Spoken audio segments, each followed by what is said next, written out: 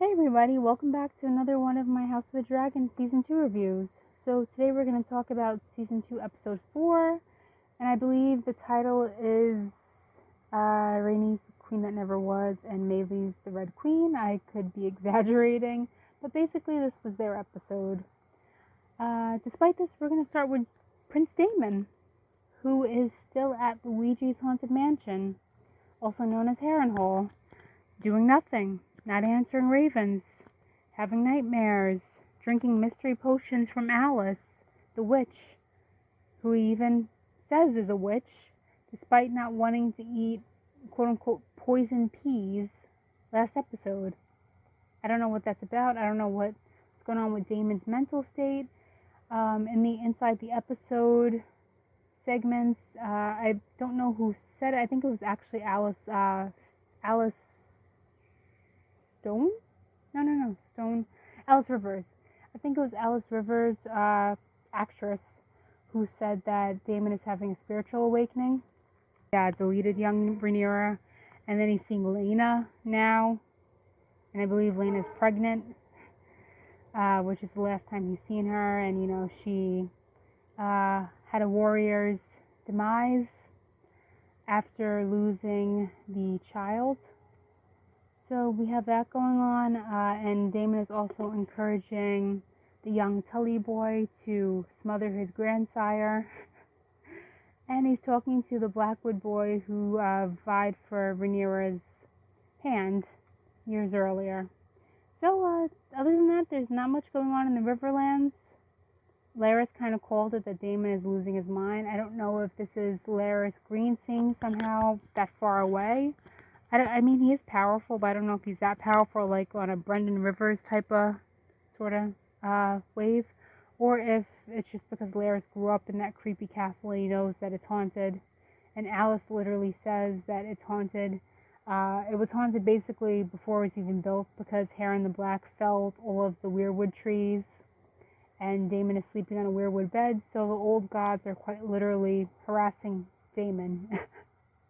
And driving him mad right now, to the point that he's hallucinating and just kind of fell off, even though he's the one who was so adamant about having this war and the Dance of the Dragons and getting rid of the Greens and taking down Vhagar, and he's missing all the action.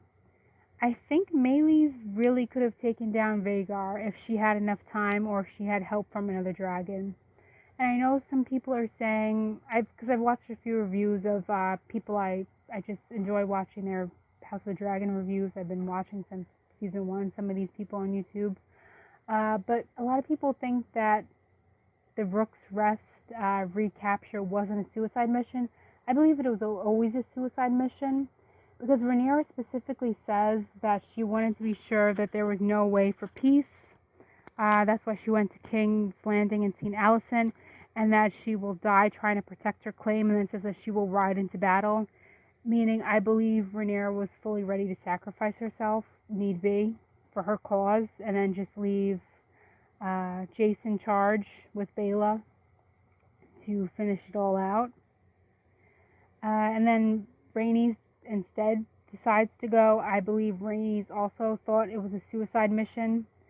Earlier in the episode, she was kind of urging Corlys to legitimize. Well, I don't know if she was urging him to legitimize his bastard Alan of Hull, but she was definitely trying to get Corlys to do something, because as it stands now, the Driftmark throne has no heirs. Driftmark has no heirs.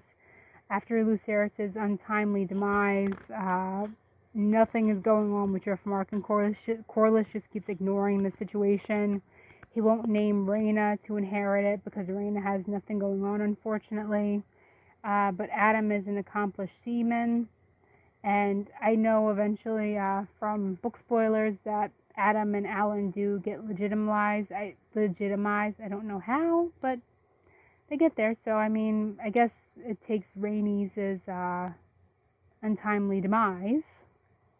Gosh, that's kind of annoying to keep saying, but it's YouTube, so I have to censor myself.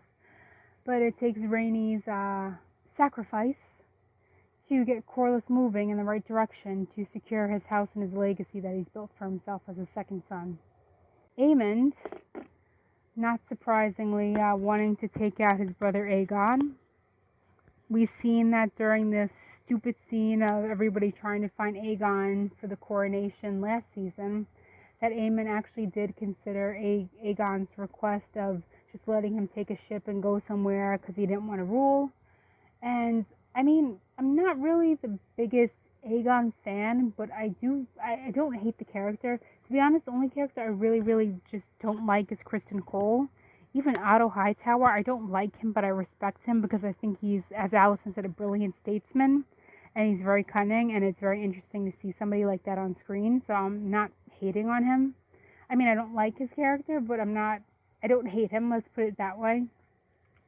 But Aegon, I mean, he's assaulting women. He's a drunkard. He has some bastards, which according to the Inside the Episode segments, he didn't know about that were in the fighting pits. He didn't know that those were his bastards. Or bastard, I don't know how many kids he has out of wedlock. And he doesn't talk to his sister wife Helena, but then again, he never wanted to marry Helena. He even said that as children, Aemon was the one who wanted to marry Helena to do his quote-unquote Targaryen duty. So, not surprisingly, Aemon decides to target Aegon during his attack with Vhagar, and Rhaenys gets out of the way, and Aegon is hit, and he's injured. He goes down, his dragon Sunfire is definitely done, so that's the first and last time we see that dragon this season, I'm pretty sure. I don't know, I kind of feel bad for Aegon. I know he's a quote-unquote villain, and I'm not Team Green, I am Team Black all the way, even though Team Black is taking a lot of L's. But I feel bad for Aegon. He didn't want the throne. He's said that numerous times. In season 1, if it wasn't for Alicent continually pestering him, he was just going to let Rhaenyra have it, because he's like, whatever, she was named heir. I'd rather just go drink and indulge in the company with ladies of the night. Like, Aegon didn't really care about anything, and that was fine. But then Alicent and Otto and their scheming, or rather Otto and his scheming, and Alicent went along with it because Alicent has just been a pawn her entire life. She has no thoughts of her own. Aegon was forced into this situation, and he's been trying to gain some sort of agency by hiring his friends in the Kingsguard, which Aemon calls Lickspittles and Valyrian, and again, Aemon is the one who's learned in the histories, and Aegon did learn the histories in the High Valyrian tongue too, but he's not adept in it, so he couldn't even respond back to that verbal beatdown that Aemon laid down on him in the council. And I think the Maester, the Grand Maester, probably knew what they were saying, because I believe the Maester speak multiple languages. So he knew what was going on, but everybody else in the room was just looking around like, I don't know what's going on, but I'm sure it's something shady. But, Aegon kind of tries. Like, he wanted to give that one farmer his sheep back, and Otto stopped that. He didn't really know what was going on with the war, and, he was shocked that Kristen and Aemon were conspiring, but Kristen and Aemon have been conspiring since, I think, an episode or two ago, when Otto saw that, and then Otto decided to turn Aemon against Aegon by planting more seeds of doubt, like, your brother can't control himself, you're the better son, blah, blah, blah, which backfired already, like all the rest of Otto's grand schemes, his pranks. And, Aegon he's floundering. He wanted to know the plan, but then at the same time he says that he's bored in the council. I guess because he can't comprehend what's going on, because he was never groomed or raised to rule or do anything. And Alicent kind of basically tells him, you're supposed to just sit and do nothing. You're just a puppet king. Like, why do you care what's going on? So in his foolishness, because he's an idiot, Aegon goes out to the battlefield, and that was not part of Kristen and Aemon's secret plan. So that ends in Aemon trying to take out his brother, and he's stopped by Kristen. And I think Aemond also seen the prophecy, what is it, Aegon the Conqueror's A Song of Ice and Fire on the knife, which is what Rhaenyra finally told, what's his name? Jace about, oh, I'm sorry, it's so many damn names in this show. So many similar names in this show.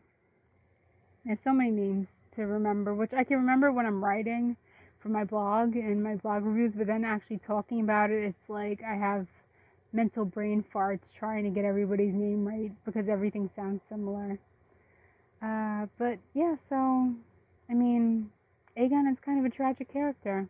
I know he's not supposed to be, but I don't hate him. I don't hate Alicent either. I know I rag on her a lot, but her character is a product of her father, so it's not like her father just raised her to be a tool and be so jealous of Rhaenyra. So I think that's why there's strife, because their boys were getting along when they were children, and then Kristen's influence on the boys, and just Alicent's paranoia and Otto in their ears is what caused the rift. Because Viserys wanted them to be friendly, Rhaenyra wanted them to be friendly, the boys wanted to be friendly, and then just like the green side kind of turned everybody against each other. And then once Aemond lost his eye, it was just kind of chaos. And then the Last Supper again, everybody was trying to be cool, and then Aegon and Aemond again just sent everything downhill. So I don't even know what this review is anymore. It's kind of jumbled, but my thoughts on this episode are jumbled. Basically, Rhaenys, the queen who never was, the queen who should have been, she went out like a true dragon rider. Her and meleys. It was kind of sad to see. I mean, not kind of, it was very sad to see, because I didn't want to see her go. She was an invaluable counselor to Rhaenyra, and I wish she had more time. I really enjoyed her and Corlys' scenes, and I just liked her character. I didn't like her that much in season 1, but season 2, she's shown how wise she is, and it's kind of a shame she's gone. And then Sir Eric as well was a really good Kingsguard for Rhaenyra. So Rhaenyra's losing a lot of people, and the Blacks lost a dragon now. And the Greens, they lost Sunfire. Aegon isn't really lost because he's still alive, but he's still useless, I believe. So I guess the Blacks lost, and they lost some of their allies, as I think Criston Cole burned the allies that he took from Rhaenyra. I think he killed the Liege Lord that was with Rhaenyra in King's Landing, and the Liege Lord's son was with Rhaenyra in King's Landing, but the father was at the castle, and he was killed because he didn't want to go back on his oath. So that's kind of a moot thing now. So Rhaenyra has lost a lot of allies. She's lost some power. Her council still doesn't respect her. Her son, I guess, will respect her now that he knows the prophecy. But other than that, it's not looking too good for the Blacks. The Greens are a literal train wreck, but for some reason they're still winning. So, if anybody's even a winner in this situation, it's just a whole mess. But tell me what your thoughts are for this episode. I think Sir Criston Cole is a madman with something to prove. What did you think about the scene with Larys and Alicent discussing that Viserys' wishes don't matter, all while Alicent is trying to discreetly abort Criston Cole's bastard with Moon Tea? And what do you think about the meleys and Rhaenys scene? Let me know your thoughts. Leave them in the comment section below. And again, check out my blog, storiesfromthenewworld.com, for the full review of this episode and some other stuff. And I will see you guys again soon. Bye-bye.